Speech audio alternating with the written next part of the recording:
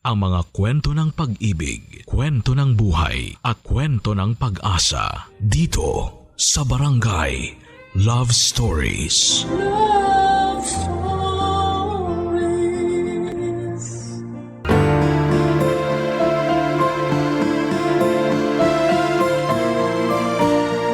Maraming tao ang nanghuhusga base sa pisikal na anyo ng iba. Nakakalungkot mang isipin ngunit ito ang realidad ng ating lipunan. Ikaw kabarangay, ano ang una mong napapansin sa isang tao? Dear Papa Dudut, maraming tao ang nanghuhusga. Pero sa mga pangyayaring ito sa buhay ko ay marami naman akong natutunan sa kanila.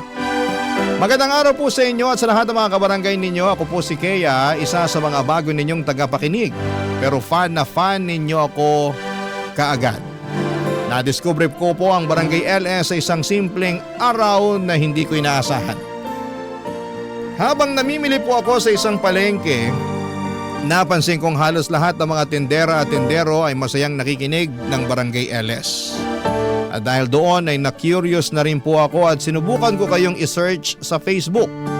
At simula noon ay hindi na po ko nagpapahuli sa pakikinig ng Barangay LS tuwing alas 12 ng tanghalian. Gusto ko rin pong ibahagi sa inyo ang isang personal na kwento.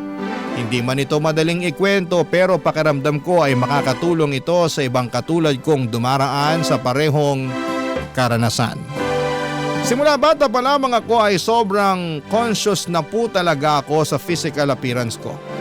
Sa totoo lang ay pakiramdam ko noon ay hindi ako maganda. Lagi kong naiisip na hindi ako katulad ng iba kong mga kaklase na mapuputi, matangkad, may matangos na ilong at may lahing mistisa o mistiso.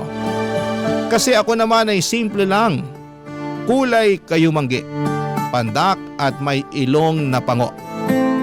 Palihim akong naiinggit sa kanila at minsan ay naiisip ko, bakit parang hindi ako pinagpala sa itsura. At dahil nga po sa mga insecurities na yon ay dumating ako sa punto na halos lahat ay sinubukan ko na. Whitening soaps, lotions, nose clips at kung ano-ano pa. Kapag may bagong produkto na sinasabing pampaganda ay sinusubukan ko kaagad. Umaasang baka ito na ang sagot sa kagustuhan ko na gumanda. At hindi ko maitatanggi dahil naging mas maputi naman ako sa pagdaan ng mga taon. Pero kahit papaano ay parang kulang pa rin. Ang ilong ko kahit na anong clip ang ilagay ko gabi-gabi ay hindi talaga tumataas. Kaya sabi ko sa sarili ko kapag nakaipon na ako ay magpapa-rhinoplasty talaga ako. Pero hanggat hindi pa kaya ng budget ay tiis-tiis muna sa mga over-the-counter na pampaganda. Pero kahit pa may mga pagbabago na sa physical kong anyo ay hindi pa rin ako ganong ka-confident. Sa tuwing tumitingin ako sa salamin, pakiramdam ko ay ang pangit-pangit ko pa rin. Hanggang sa dumating sa punto na naniwala na akong baka hindi na talaga ako magkakajowa, na baka hindi talaga ako karapat-dapat mahalin kasi hindi ako maganda. Pero nagkamali ako. Isang araw sa hindi ko inaasahang pagkakataon ay may nakilala akong lalaki sa isang dating site. Si Marco. Nagsimula po kami sa simpleng chat tapos ay palitan ng kwento hanggang sa unti-unti nang gumaan ang loob namin sa isa't isa. Hindi ko inakala na may taong magkakagusto sa akin. Hindi dahil sa itsura ko kundi dahil sa kung sino ako, Papa Dudut.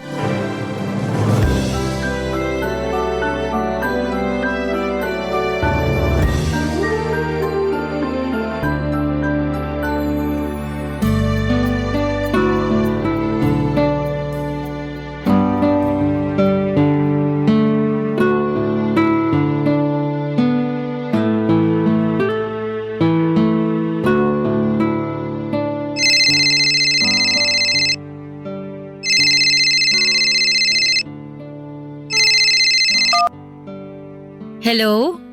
Kaya, Ako nga. Ba't mo ako kilala? Sino to? hulaan mo.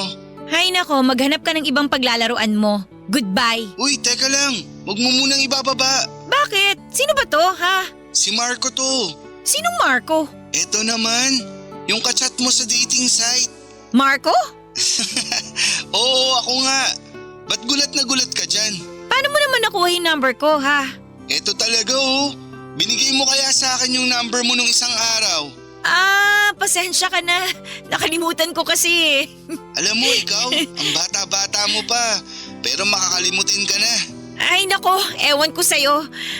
Siya nga pala, ba't ka naman napatawag? Wala lang. Gusto ko lang marinig yung boses mo. Nagsasawa na rin kasi ako sa chat eh. Kaya eto. Okay. O ngayon, narinig mo na yung boses ko.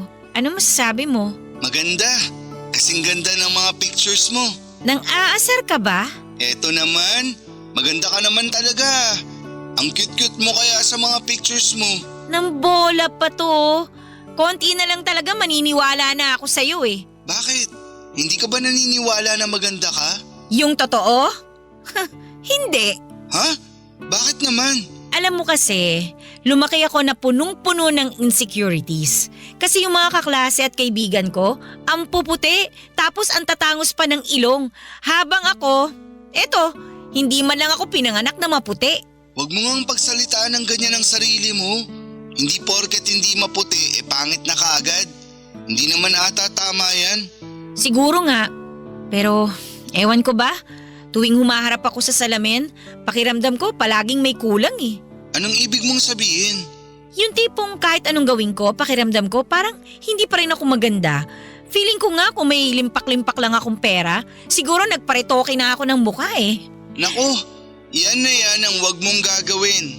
Bakit? Sayang lang ang pera mo dyan. Ang mahal-mahal kaya magparitoke ng mukha. Kung ako sa'yo, ibibili ko na lang ng house and lot yung pera. Wag na nga nating pag-usapan to. Hindi naman kalakihan yung sinasahod ko sa trabaho ko ngayon, kaya malabo na magkaroon pa ako ng perang pamparitoke dito sa mukha ko. Basta, tigilan mo na muna yung kaka-overthink mo ha. Susubukan ko. Nga pala kaya, Ano yun? may gagawin ka ba ngayong Sabado? Wala naman, bakit? Gusto sana kitang yayain mag-date. Seryoso ka? Oo, ang tagal-tagal na kaya nating nagchat-chat. Sa tingin ko, panahon na rin para magkita tayo. Okay, sige. Pero sa isang kondisyon. Ano naman yun? Ikaw ang taya, libre mo. Ay, wag na lang pala. Kuripot! Biro lang. Siyempre, sagot kita. Yan ang gusto ko sa'yo eh.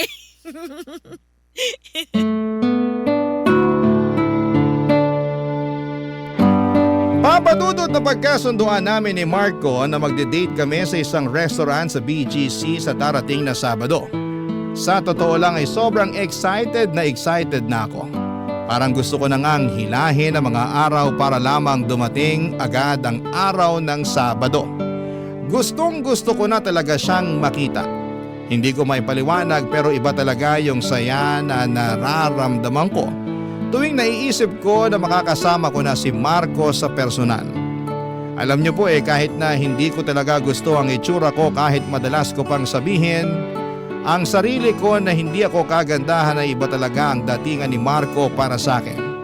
Kasi tuwing kausap ko siya kahit sa chat lamang o minsan sa tawag ay parang palagi niyang pinaparamdam sa akin na maganda ako, na cute daw ako. At minsan nga ay kinikilig pa siya sa mga simpleng selfie ko. Ewan ko ba? Hindi ko matukoy kung binobolo lamang ako ni Marco o talagang totoo na nagagandahan siya sa akin. Siguro'y ganon talaga. Kasi bilang mga tao, iba-iba tayo ng preference. At noong mga panahon na yon ay masasabi ko talaga na ako ang preference ni Marco. At habang hinihintay ko ang Sabado ay tuloy ako sa araw-araw kong trabaho. Mababa ang sahod, nakakapagod pero wala akong choice kundi ang kayanin ito. Pero habang ginagawa ko ang trabaho ko ay napaisip ako. Ganito na lang ba palagi? Paano ko matutupad ang mga pangarap ko kung hindi ko susubukang umasenso? Kaya palihim na akong naghanap ng ibang trabaho online. 1, 2, 3 at hindi ko na mabilang kung ilang application ang pinasa ko. Gabi-gabi ko yung ipinagdarasal na sana kahit sa isa lang sa mga kumpanya na yon ay matanggap ako. Gusto ko na talagang makapag-ipon para sa mga bagay na matagal ko nang pinapangarap. At isa na doon siyempre ang magparitoke ng mukha. At makalipas ang ilang araw ay dumating din ang pinakahihintay kong araw. Ang first date namin ni Marco sa BGC. Maaga akong gumising. Nag-ayos, naghanda ng outfit na ilang beses ko pang sinukat sa harapan ng salamin para siguraduhin na maayos akong tingnan. Medyo kabado ako pero mas nangingibabaw yung excitement. Pagdating ko sa restaurant sa BGC ay tumibok ng malakas ang puso ko. Huminga ako ng malalim bago pumasok. At pagpasok ko ay nakita ko kaagad si Marco na naka-formal attire pa. At sa totoo lang ay mas gwapo siya sa personal at parang biglang lumambot ang tuhod ko nang unang tingin ko pa lamang sa kanya ay nagwapuhan ako.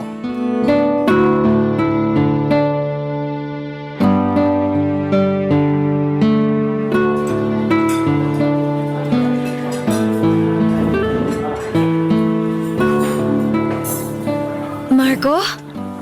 Uy, Kea! Mabuti naman at nandito ka na. Halika, maupo ka. Thank you ah. Wow, Oh, bakit tulala ka dyan? ang pogi mo pala sa personal. Ibig mo bang sabihin, pangit ako sa mga pictures ko? Hindi naman sa ganon. Pogi ka rin naman sa mga picture mo. Pero mas pogi ka sa personal. Siguro nasasabi mo lang yan kasi naka-formal attire ako ngayon. Pansin ko nga, pinaghandaan mo talaga ang araw na to ha? Aba, syempre naman. Tingnan mo tong sapatos ko. Bagong-bago pa yan. Kahapon ko lang binili yan para sa date natin. Nakakahiya naman sa'yo. Samantalang ako, binili ko lang sa ukay-ukay tong suot ko ngayon. Ano ka ba naman? Wala kang dapat ikahiya. Maganda ka pa rin naman kaya ayos lang yan. Eh paano ba naman kasi? Wala akong pambili ng bagong damit kasi hindi ko pa natatanggap yung kakarampot ko na sahod. Ay nako, sana lang talaga at matanggap na ako sa pinag-a-applyan ko online para makahanap na rin ako ng trabaho na malaki yung kita. Huwag kang mag-alala. Sagot naman kita ngayon eh. Kaya umorder ka lang ng umorder dyan. Akong bahala sa'yo. Uy, thank you talaga ha. Nakakahiya naman sa'yo. Pero nung huli tayong nagtawagan, mukhang hindi ka naman nahiya eh. Aray! Talaga, alam mo ikaw ang sama mo sa akin. Biro lang. Uy, pero seryoso. Sana ipagdasal mo rin na makakuha na ako ng bagong trabaho. Ikaw pa ba? Matik yan. Malakas ka sa akin eh. Pero kung sakaling magkakaroon ka ng magandang trabaho at mataas na sahod, mukhang alam ko na yung susunod na mangyayari. Anong ibig mong sabihin? Diba, sinabi mo sa akin nun na matagal mo nang gustong magparetoke ng muka?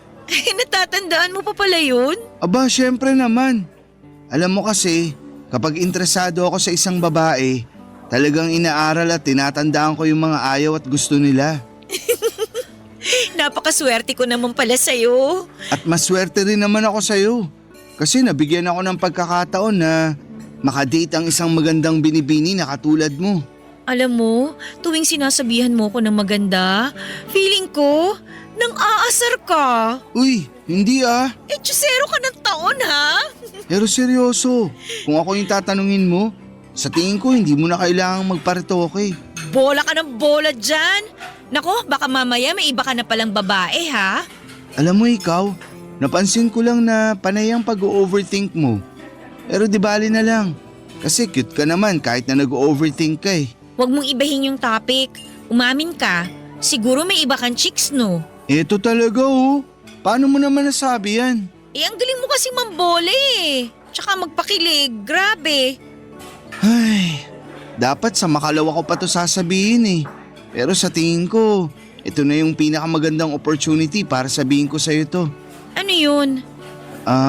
Kaya, pwede ba ako manligaw sa'yo? Tingnan mo nga yung sarili mo. Ang gara-gara ng suot mo. Hindi ka pa ba nanliligaw ng lagay na yan? Mas gusto ko kasi yung traditional na pamamaraan ng panliligaw eh. Ano ibig mo sabihin? Gusto kitang bigyan ng love letters, tapos gusto rin kitang haranahin kahit sintonado ako.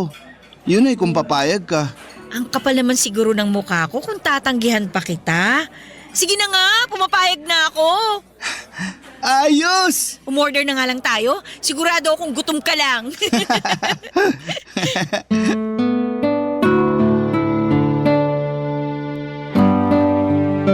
Tinotoo talaga ni Marco lahat ng mga pangako niya sa akin. Hindi lang siya puro salita at pinakita niya talaga sa gawa kung gaano niya ako kamahal. Araw-araw siyang nagpapadala ng love letter at halos gabi-gabi nasa labas siya ng apartment ko. Dala ang gitara at kinakantahan ako ng paborito kong awitin. Grabe. Hindi ko inakalang may lalaki palang katulad niya sa panahon ngayon. Yung marunong mag-effort, marunong manligaw at walang sawang pinaparamdam kung gaano kanya kamahal. Talagang naramdaman ko kung gaano ako kahalaga sa kanya at sa bawat sulat, sa bawat kanta, sa bawat simpleng gesture niya ay ramdam mo na totoo siya. At sino ba naman ang hindi mahuhulog sa ganon? Yung tipong kahit na hindi mo mahal ang sarili mo ay may isang taong paulit-ulit na pinapaalala sa iyo kung gaano ka kaganda, kabait at karapat dapat na mahalin. Kaya hindi rin nagtagal ay sinagot ko na si Marco at sa wakas ay naging kami na. Sobrang saya ko noon, Papa Dudut. Parang lahat ng insecurities ko ay biglang nawala, lahat ng takot, lungkot at pagdududa ko sa sarili ko ay unti-unting napalitan ng saya. Tuwing kasama ko po si Marco, pakiramdam ko ay ang gaan ng mundo. Parang ang ganda-ganda ng buhay. At dahil naging maayos at matatag naman ang relasyon namin, nakapag-decide kaming magsama na sa isang bahay. Nag-live-in kami. At nung una'y sobrang saya, masarap sa pakiramdam na gumigising sa umaga na katabi mo yung mahal mo. At natutulog ka sa gabi na may kayakap kang taong nagpapasaya sa iyo. Ang akala ko ay yun na talaga ang simula ng panghabang buhay naming kwento. Pero habang tumatagal ay unti-unti kong napapansin na may mga bagay pa pala akong hindi lubusang naiwan sa nakaraan. May mga sugat pa rin pala akong hindi pa tuluyang naghihilom. Mga alaala at takot na matagal ko nang tinatakbuhan. Hindi ko inakala na hahabulin pa rin ako ng mga bagay na akala ko, Papa Dudut, ay matagal ko nang nalampasan. Barangay Love Stories. Barangay Love Stories. Natanggap ako sa isang trabaho na inaplayan ko online, Papa Dudut. Mas mataas ang sahod kumpara sa dati kong trabaho. Kaya naman sobrang laking blessing talaga at sa wakas ay makakapag-ipon na ako. Hindi na ako masyadong mag-aalala sa budget at unti-unti ko nang nararamdaman na gumaganda na ang takbo ng buhay ko.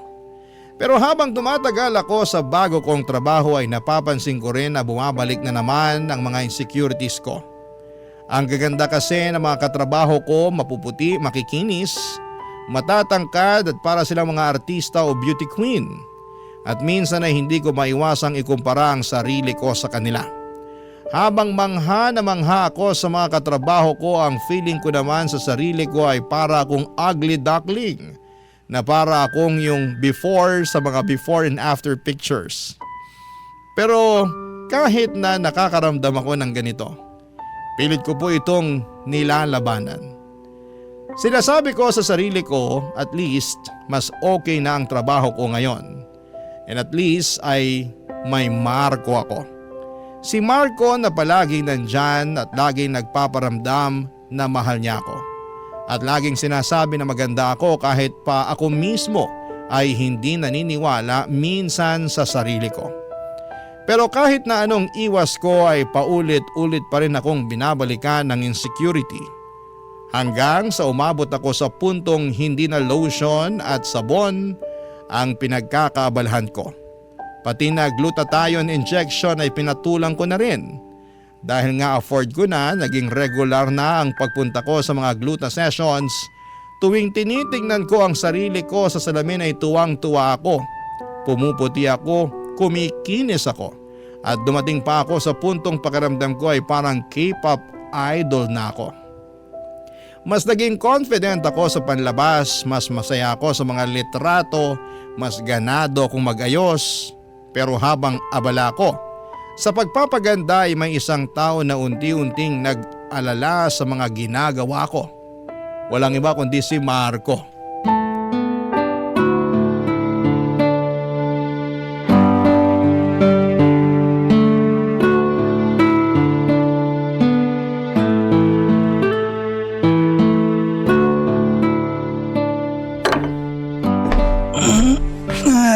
Hi babe, good morning! Nagluto na nga pala ako ng breakfast para sa'yo. Thank you, babe. Halika na, dali, umupo ka na dito para makakain ka na. Wait lang ha, ito yung tosino. Yan. Babe, Bakit? Ano yun? may tatanong ako sa'yo. Pero sana huwag kang magagalit ha. Ako tuloy tong kinakabahan sa'yo. Ano ba kasi yun? Napapansin ko kasi na habang tumatagal, para kang namumutla. May hindi ka ba sinasabi sa akin? Yung totoo, may tinatago ka bang sakit? Ano ka ba naman? Wala akong sakit. Kung ganun, ba't parang palagi kang namumutla? Ay, grabe naman siya oh. Ay, sige na nga, sasabihin ko na sa'yo. Nagpapagluta-drip ako at nakakailang session na ako. Babe, I'm sorry. Ayaw kitang pangimasukan kasi may karapatan ka naman kung ano yung gusto mong gawin sa katawan mo. At sigurado ako na pera mo naman ang ginamit mo dyan. Kasi ni minsan hindi ka naman nanghingi sa akin. Kaso lang… Sandali lang. Medyo kinakabahan na ako dyan sa tono ng pananalita mo ha. Ano ba talagang gusto mong sabihin sa akin? Sige na, sasabihin ko na sa'yo. Wala naman ng saysay kung magpapaligoy-ligoy pa ako. Ay, sa tingin ko, hindi na nakakabuti sa'yo yung mga pinagagagawa mo. Anong ibig mong sabihin? Ang dami mong insecurities, babe. Halos gabi-gabi na lang, nilalagyan mo ng kimpit yung ilong mo. Tapos yung whitening soap sa CR, napapansin ko na rin na ang bilis-bilis na maubos. Tapos ngayon, ayan. At bakit? Kasalanan na ba ngayon na maging maganda? Hindi naman sa ganun yun. Yung sa akin lang naman, masyado ka nang nilalamon ng insecurities mo. Pasensya ka na ha. Kung ito lang naman yung paraang alam ko para maramdaman ko na maganda ako. Babe, concerned lang ako sa'yo. Yun lang yun. Pwes, kumain ka na lang dyan. Hindi ko kailangan ng concern mo. Eto naman. Babe, sorry na. Ewan ko sa'yo. Pangit mo. Huwag ka na magtampo sa akin. Alam mo namang hindi kita matitiis eh. Sana naisip mo yan bago mo ako pinakialaman at hinusgahan. Babe, hindi sa ganun yun. Yung sa akin lang naman, gusto ko na matanggap mo yung sarili mo. Kasi maganda ka naman eh. Ay, yan ang problema dito sa Pilipinas eh. Kung maputi ka, sasabihin maganda at artistahin ka. Pero kapag brown naman yung balat mo, sasabihin na pangit ka. Wag ka magpapadala sa colonial mentality ng bansa natin. Maniwala ka sa akin, babe. Maganda ka na. Siyempre sasabihin mo yan, boyfriend kita eh. Eto naman, wag mo ngang minamasama yung mga sinasabi ko sa'yo. Pero eto babe ha, alam kong magagalit ka sa susunod kong sasabihin. Pero sa tingin ko, oras na rin para malaman mo to. Ano na naman yan? Alam mo ba yung tungkol sa body dysmorphia disorder? Hindi. Ano yan? Napag-aralan kasi namin yan nung nasa college pa ako. Ay, isa yung kondisyon kung saan nakakaramdam ka ng matinding pagkabahala o stress sa physical appearance mo. Ang OA naman yan? Babe, talaga nangyayari yan. At sa tingin ko, mas makakabuti kung magpapatingin tayo sa isang psychiatrist. Ano? Para makasiguro lang. Hoy, ikaw ha? Sa dinami-dami ng sinabi mo, iisa lang naman yung tinutumbok mo eh. Nabaliw ako at nasisiraan na ako ng bait. Bakit? Ako lang ba yung nag-iisang babae sa mundo na concern sa physical appearance niya? Kaya nga ang dami-daming gumagamit ng makeup dyan, di ba? Para kahit papano, mas gumanda sila. So bakit pinamumukha mo sa akin na baliw ako porkit nagpapaganda ako? Maniwala ka sa akin. Gusto lang kitang tulungan. Wala akong intensyon na pagmukain kang baliw. Pero yun kasi yung lumalabas eh. Sa susunod kung wala kang magandang sasabihin, manahimik ka na lang. Babe, I'm sorry kung na-pressure kita na magpatingin sa psychiatrist. Please, ayoko ng away.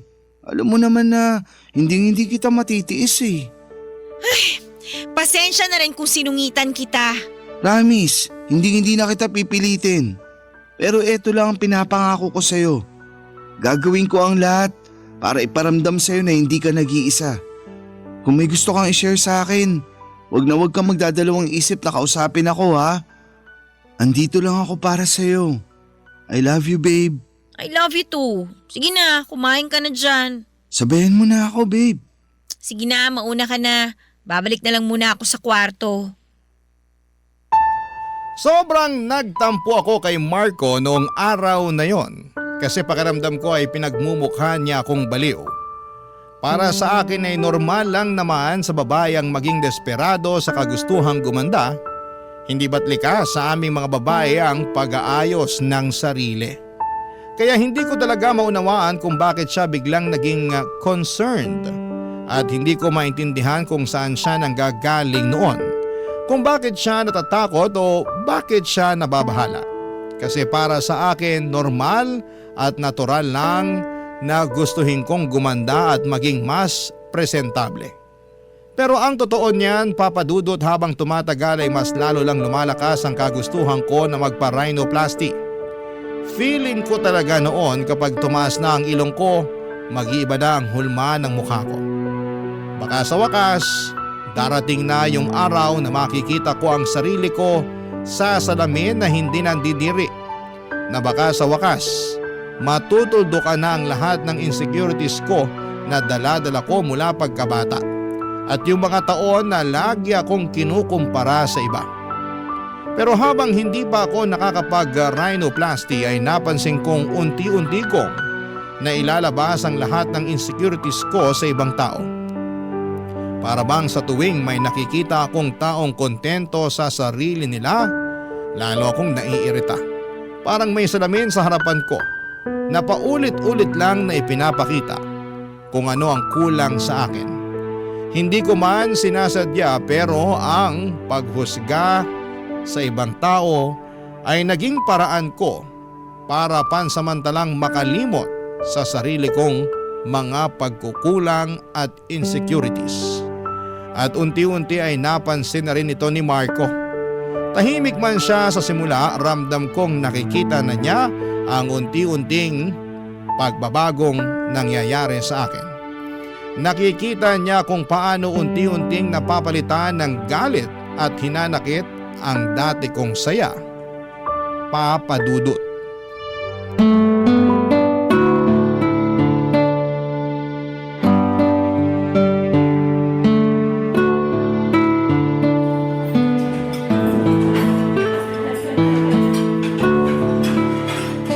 Mabuti na lang talaga at nakalabas na rin tayo sa wakas. Kaya nga matagal na rin simula nung huli tayong kumain sa labas. Ito ang menu. Mamili ka na ng gusto mong kainin. Uy, babe, nakikinig ka pa ba? Bakit ka tulala dyan? Tingnan mo yung customer sa kabilang table. Sobrang pandak, ang itim-itim. Tapos yung ilong mukhang… Uy, hinaan mo nga yung boses mo. Baka mamaya may makarinig pa sa'yo. Pasensya ka na ha. Talaga nanggigigil ako sa mukha niya eh. Tsaka, tingnan mo nga siya oh. Mukhang gandang-ganda sa sarili. Kala mo naman kung sinong kagandahan. Sarap sampalin eh. Ba't ka ba nagkakaganyan? Wala namang ginagawang masama yung tao sa'yo ah. Alam mo kasi babe, para sa akin, yung confidence may binabagayan ng itsura niyan. Pero sa mukha ng babae na nasa kabilang table, sinasabi ko sa'yo ha, hindi bagay sa kanya ang maganda-gandahan. Ay, O bakit? hindi na ikaw yung babaeng kilala ko. Ano naman yan? Minahal kita noon kasi mabait at palabiro ka. Pero ngayon, mukhang binabalot ka na ng puot at galit. Ang drama mo naman. Totoo namang pangit yung babae na nasa kabilang table ah. Masama na palang magsabi ng totoo ngayon? Kaya, sinasabi ko sa'yo, kailangan na nating magpatingin sa psychiatrist. Kasi kung hindi, maniwala ka sa akin. Mas lalala at lalala lang yung nararamdaman mo. Isipin mo nga ng mabuti. Nung una, yung sarili mo lang yung napupuna mo. Tas ngayon, ibang tao na. At ang mas malala pa dyan, wala namang ginagawang masama sa'yo yung mga taong iniinsulto mo.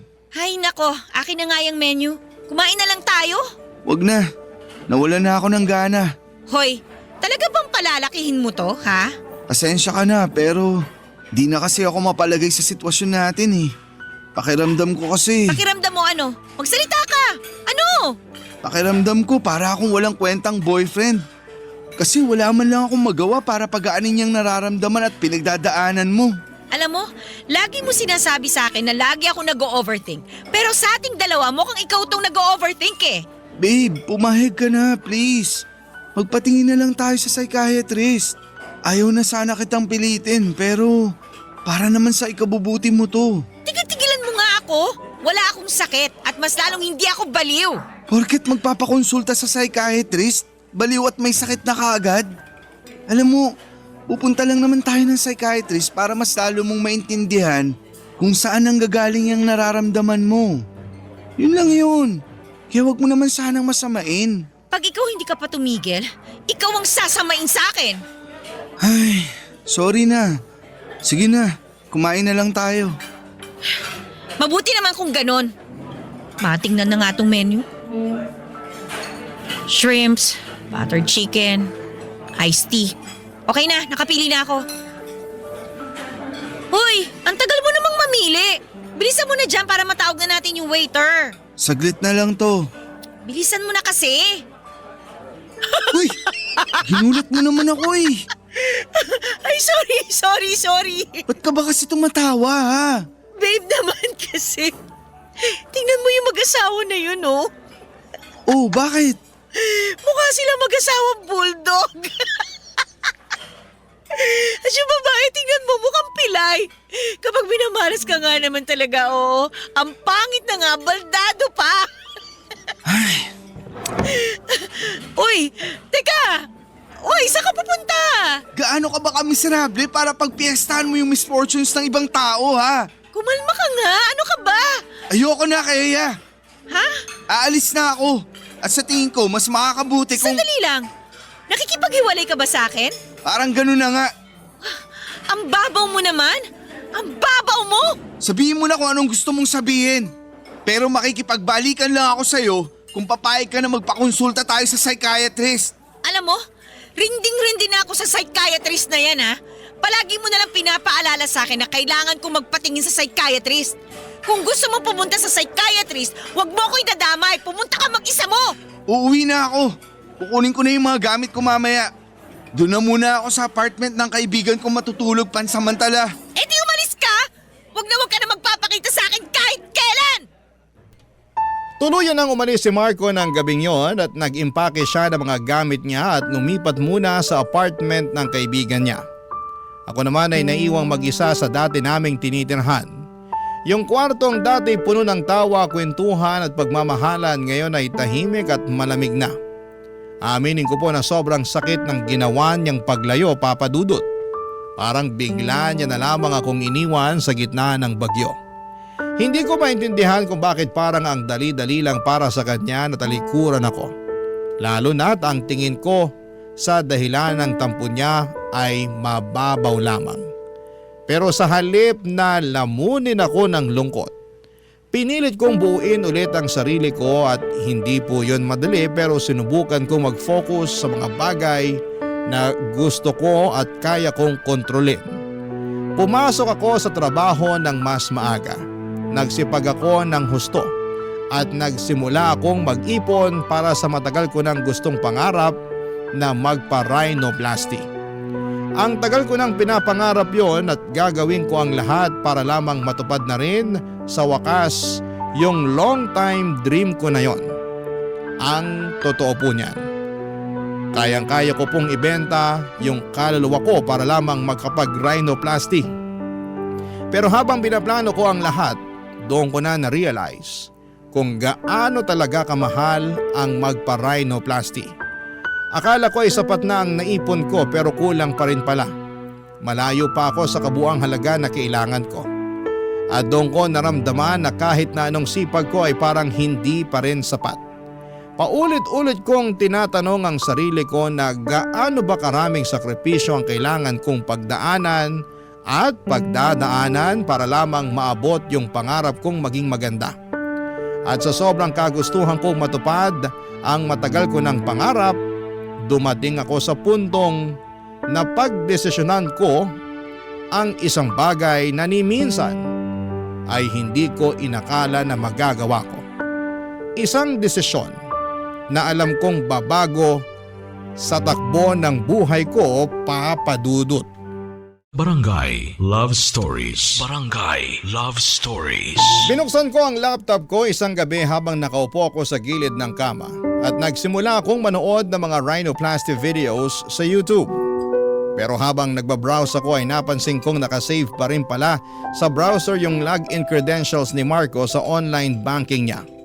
At doon ko naalala na minsan niyang ginamit ang laptop ko para i-check yung savings account niya. At siguro'y hindi niya napansin na nakasave pala yung info niya. Kaya out of curiosity ay aaminin ko na naisipan kong i-check kung magkano na ang laman ng account niya. Pagkabukas ko ng account niya ay parang napako ako sa kinakabuang ko. Ang laki ng ipon ni Marco, mas malaki pa sa inaasahan ko. At doon pumasok sa isipan ko kung paano kung pagsamahin ko yung pera niya at yung naipon ko. Baka sapat na yon para sa matagal ko nang gustong rhinoplasty.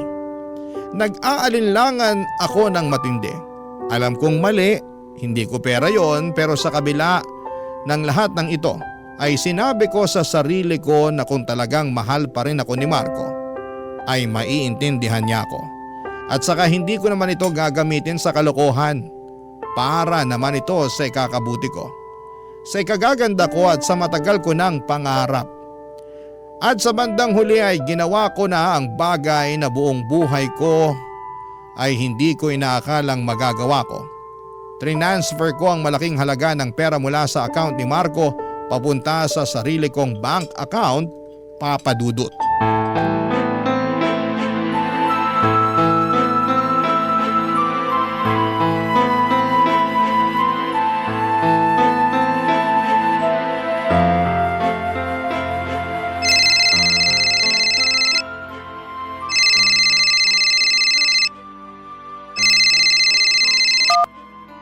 Hello?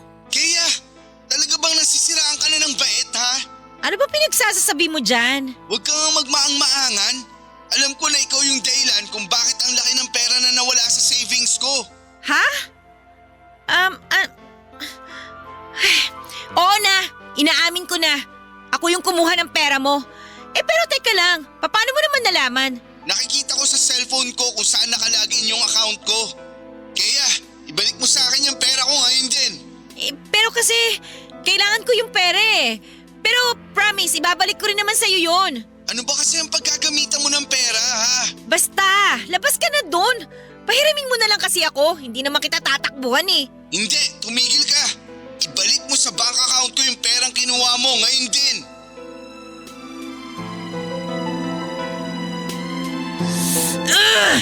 Sige na nga, saglit lang. Tapos na ba? Oo, naibalik ko na sa account mo yung pera. Mabuti naman kung ganon. Hello? Uy, andyan ka pa ba? Oo, sandali lang. Ano ba kasi yung ginagawa mo? Ba't mukhang busy ka dyan? Pinapalitan ko lang yung password ng bank account ko. Alam mo ikaw, ang sama ng ugali mo, no? Wala ka na bang tiwala sa akin? Paano ba kita pagkakatiwalaan? Kinuha mo na nga yung pera ko nang walang permiso ko, di ba? Pero binalik ko naman sa'yo kagad, di ba? So anong pinuputok ng butsi mo dyan? Kaya, I'm sorry. Pero mukhang kailangan na nating tapusin to. Teka lang! Talaga bang nakikipaghiwalay ka na sa akin? Oo, kasi pagkatapos ng ginawa mo, mukhang hindi na kita kayang pagkatiwalaan. At hindi ko na rin alam kung ano pa ang pwede kong gawin para lang matulungan ka. Sobrang unfair mo naman sa akin. Bukod dun sa perang kinuha ko sa bank account mo, ano ba talaga naging kasalanan ko sa'yo? Wala kang naging kasalanan sa akin. Ang totoo niyan, kaya ako nagpapakalayo-layo kasi gusto ko makapag-isip ng maayos bago ako makipagbalikan sa'yo. Pero nagbago na ang desisyon ko. Uli na ang lahat. Gusto na kitang hiwalayan. Walang yaka! Hindi mo rin pala ako minahal ng totoo? Maniwala ka sa akin. Minahal kita, Kaya. Kaya nga ako nasasaktan tuwing unti-unti kang nilalamon ng body dysmorphia mo. Kasi mahal kita. Pero Hindi ko na kasi alam kung ano pa ang gagawin ko sa'yo. Ayaw mong aminin sa sarili mo na kailangan mo ng tulong. Tapos ninakawan mo pa ako ng pera. Nahihirapan na ako kay Iya. Hindi ko na alam ang gagawin ko. Pwes ako! Alam na alam ko kung anong nararapat mong gawin. Magpakalayo-layo ka at wag ka na magpaparamdam sa akin kahit na kailan. Napakadamot mo. Simpleng hiling lang, hindi mo pa ako mapagbigyan. Pero di bali na lang. Kasi may ipon naman ako eh. Gagawa ko na lang ng paraan to. Hindi ko na kailangan yung tulong mo. Saksak mo na sa baga at bilbil mo yung savings mo. Sandali lang. Saan mo ba kasi gagamitin yung pera, ha? Labas ka na nga doon. Split na tayo, di ba? Pagkatapos mo ako nakaawan, sa tingin ko may karapatan pa din naman ako kahit papaano para malaman kung saan mo binabalak gamitin yung pera. Magpaparhinoplasty ako. Masaya ka na? Kaya naman. Ay nako, alam ko na yung sasabihin mo. Sasabihin mo na naman na may sakit ako, na wag ko nang ituloy yung binabala ko. Ay nako, lumang tugtugin na yan. Alam mo naman na hindi biro magpa-rhinoplasty, di ba? Mabuti sana kung marami kang pera. Pero hindi, kasi ninakawan mo pa nga ako, di ba? Mababaon ka lang sa utang kapag tinuloy mo yung binabalak mo. Gusto mo ba yun, ha? Ano ba pakialam mo? Hindi na kita boyfriend kaya wala ka ng karapatan para panghimasukan pa ako. Pero syempre, hindi naman mawawala yung concern ko para sa'yo. Kaya please lang, makinig ka naman sa akin. Kahit ngayon lang. Pahihiramin mo ba ako ng pera o hindi? I'm sorry, pero hindi. O pwes, kung ganon tapos na ang usapang to. Panahon na para magkanya-kanya na tayo at wag na wag mo na rin akong tatawagan. Aaminin ko na mahal at minahal kita. Pero ang totoo niyan, sawang-sawa na rin ako sa pagbubunganga mo sa akin. Pakiramdam ko, para mo akong kinokontrol at sawang-sawa na ako sa ganong klaseng pakiramdam. Para na rin siguro sa ikabubuti ko tong hiwalayan natin.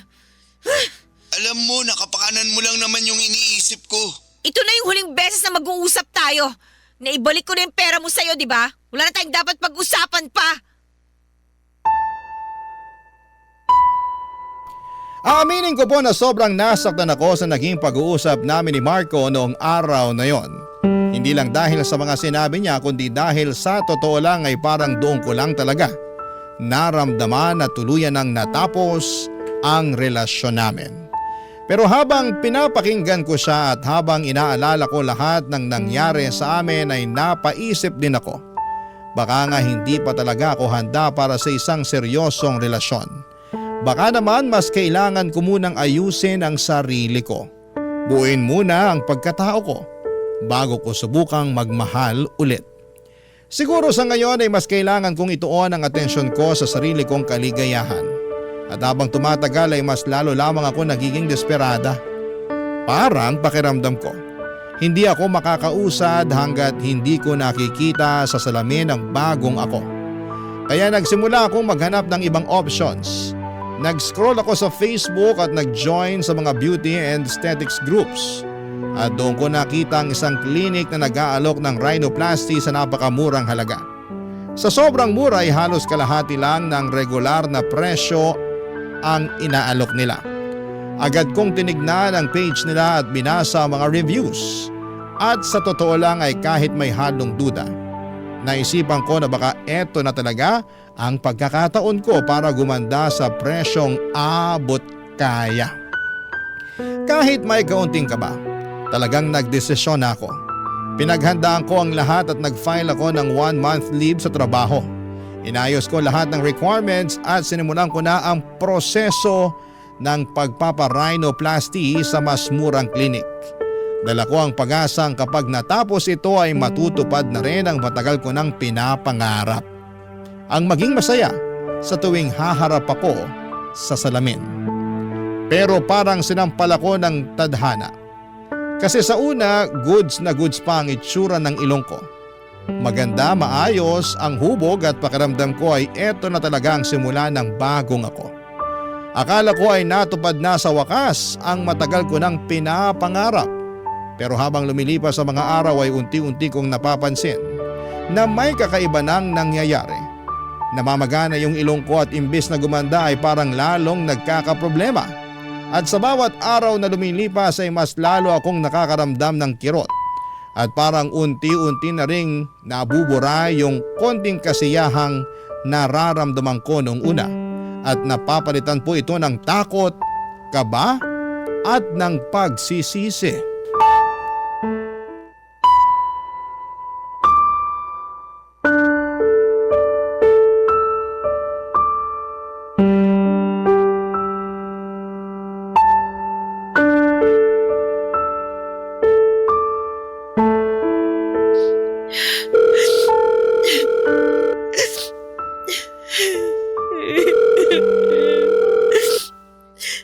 Hello? Kaya? Marco, Kamusta ka na? ayos lang. Ikaw, kumusta ka na? Okay lang naman. Diyan ka pa rin ba nakatira sa apartment ng kaibigan mo? Oo. Siya nga pala, gusto ko sanang humingi ng tawad sa'yo. Sorry sa mga nasabi ko sa'yo noon ha. Naisip ko na nagmamalasakit ka lang naman sa akin at dapat hindi ko minasama yun. Kalimutan mo na yun. Tapos na yun eh. Marco, meron nga pala akong ipapakiusap sa'yo. Ano yun? Gusto ko sanang makipagbalikan. Hello? Andyan ka pa ba? Oo. Andito pa ako. Sandali lang. Umiiyak ka ba? Miss na kita eh. Ang totoo niyan, miss na rin kita. Pero kasi, Ano? walang mangyayari sa'yo kapag hindi mo tinulungan ang sarili mo, kaya. Kahit ilang beses ko pa ipaalala sa'yo na kailangan mo ng tulong, hindi magiging sapat yun. Alam ko naman yun. Kaya nga napatawag ako sa iyo eh. Kasi narealize ko na lahat ng mga sinabi mo sa akin noon. At pumapayag na ako sa gusto mo. Magpapatingin na ako sa isang psychiatrist. Salamat naman sa Diyos. Alam mo ba kung ilang gabi kong pinagdasal to? Sa wakas, babe, magbabago na rin ang takbo ng buhay mo. At malalabanan na rin natin tong body dysmorphia mo. Pero huwag kang mag-alala. Kasi sasama na tutulungan kita, ha? Pero may kailangan akong aminin sa'yo. Ano yun? Sige na, sabihin mo na sa akin. Mag-promise ka muna na hindi ka magagalit. O siya, sige na. Hindi ako magagalit. Makikinig ako. Sige na, sabihin mo na. Tinuloy ko kasi yung rhinoplasty. Galit ka ba? Ay, aaminin ko na dismayado ako. Pero wala na akong magagawa. Andiyan na yan eh. Oh, kamusta naman yung pagpaparhinoplasty mo? Yun na nga yung problema eh. Yung ilong ko. Hindi ko na alam ang gagawin. Litong-lito na ako. Natatakot na ako. Kailangan ko ng karamay ngayon. Hindi kita maintindihan. Bakit? Ano ba kasi ang nangyari ha? Nung una, maayos naman yung pagkakagawa sa ilong ko. Pero ngayon, biglang namagay. At habang tumatagal, mas lalong lumalala yung pamamaga. Please, puntahan mo ko dito. Kailangan kita ngayon. Asan ka ba ngayon? Nandito pa rin sa apartment natin. Huwag kang aalis dyan ha. Papunta na ako. Siya nga pala. I'm sorry. I'm sorry dahil minasama ko yung concern mo sa akin. I'm sorry kung masyado ako naging makasarili. I'm sorry. I'm sorry kung hindi ako nakinig sa'yo. Ano ka ba naman? Huwag na nga nating pag-usapan yun. Hindi makakabuti sa'yo yan. Alam mo, totoo niyan. Gustong-gusto na sana kitang iwalayin eh. Pero habang lumilipas sa mga panahon, mas lalo kong nare-realize na mahal pa rin kita. At hindi ko kakayanin kung may masamang mangyari sa'yo. Mahal na mahal din kita. I'm sorry, please. Huwag na mo akong iiwan. Pangako, hindi na kita iiwan. Aray, ang sakit. Ayos ka lang? Ano nangyayari sa'yo ha? Huwag kang mag-alala. Pagdating ko dyan, pupunta na tayo ng ospital, okay? Babe, thank you talaga. Pero please lang, bilisan mo na. Parang mahihimatay na ako sa sobrang sakit. Dumating si Marco sa apartment ko noong mismong araw na yon at nakita niya kaagad ang kalagayan ko. na halos hindi na ako makatayo sa sakit. Namamagana ng sobra ang ilong ko at ramdam ko na parang may kumikirot sa loob.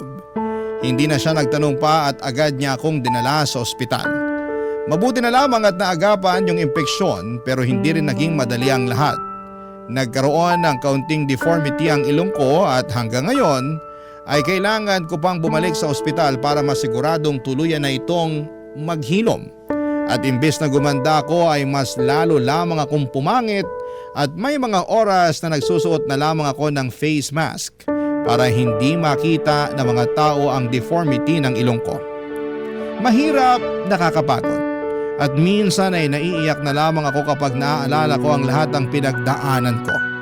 Lahat ng tiniis ko para lamang sa kagustuhan kong gumanda pero wala na akong magagawa kasi nangyari na.